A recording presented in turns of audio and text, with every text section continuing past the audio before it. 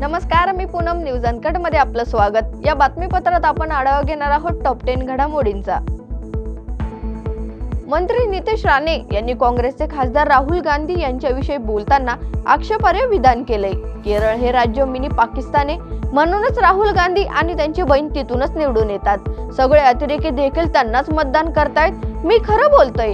अतिरेकींना हाताशी धरून हे लोक खासदार झालेले आहेत, अशी टीका नितेश राणे यांनी राहुल गांधी यांच्यावर केली आहे.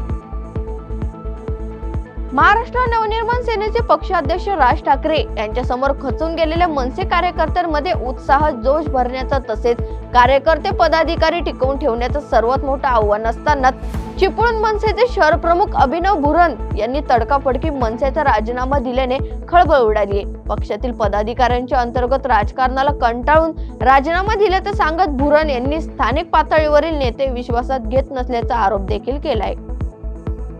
प्राजक्ता माळी तुम्हाला सुरेश धस यांच्या विरोधात आगपाखड करण्याची गरज नाही, कारण सुरेश धस भाजपाची संस्था RSS आहे.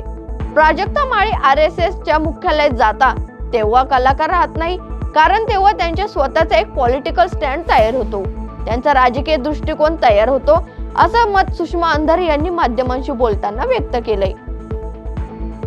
नाशिक मधून उद्धव ठाकरे यांना धक्का देणारी बातमी समोर आली आहे. शिवसेना उद्धव बाळासाहेब ठाकरे यांचे एसटी कामगार सेनेच्या शेकडो पदाधिकाऱ्यांनी शिवसेनेत प्रवेश केलाय.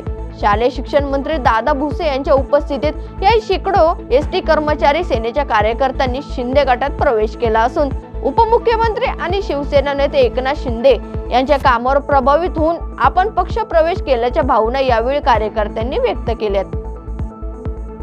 संरक्षण मंत्री राजनाथ सिंह यांनी लष्करी जवानांना बाह्य शत्रूंवर बारीक नजर ठेवण्याचं आवाहन केलंय. भारत सुरक्षेच्या बाबतीत फारसा भाग्यवान नसून आपण सतत आव्हानांचा सामना करत असतो.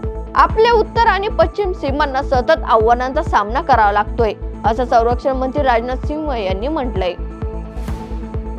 नागपूर द्रुतगती समृद्धी महामार्ग हा महाराष्ट्रातील सर्वात मोठा 700 किलोमीटर पेक्षा मोठा महामार्ग असून महाराष्ट्रातील 10 जिल्ह्यांना जोडणार आहे. 390 गावांमधून जाणारा समृद्धी महामार्ग भविष्यात मोठा गेम चेंजर ठरणार आहे. समृद्धी महामार्गालगत अहिल्यानगर जिल्ह्यातील सावळी विहीर, धोत्रेसह महाराष्ट्रात 16 ठिकाणी स्मार्ट सिटी उभारल्या जाणार आहेत. याबाबत महायुती सरकारचा मास्टर प्लॅन रेडी करण्यात आलाय. या मार्गाला हिंदू हृदय सम्राट बाळासाहेब ठाकरे महाराष्ट्र समृद्धी महामार्ग असं नाव देण्यात आलंय. महाराष्ट्रामध्ये आरोग्य सेवा ही सार्वजनिक आरोग्य विभाग आणि वैद्यकीय शिक्षण विभागाच्या माध्यमातून पुरवली जाते.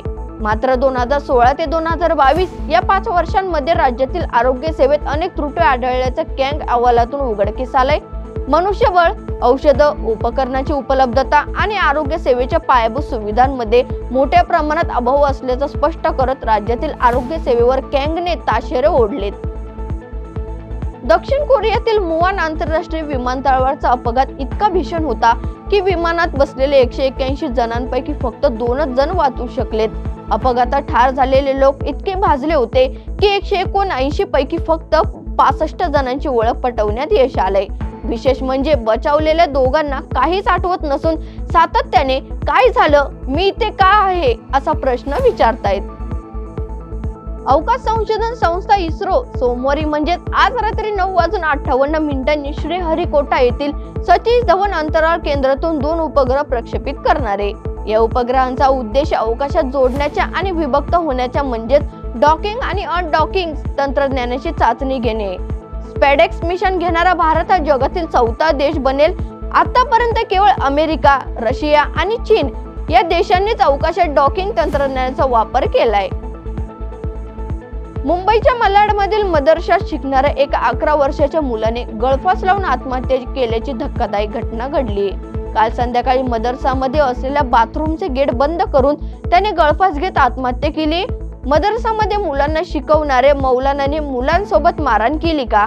मुलांनी अशा पद्धतीने टोकाची भूमिका का घेतली असा सवाल उपस्थित झाला असून या संदर्भात अधिक तपास मालवणी पोलीस करतायत. या बातमीसह वेळ झाली टॉप 10 मध्ये इथेच थांबायची. पाहत राहा न्यूज अनकट.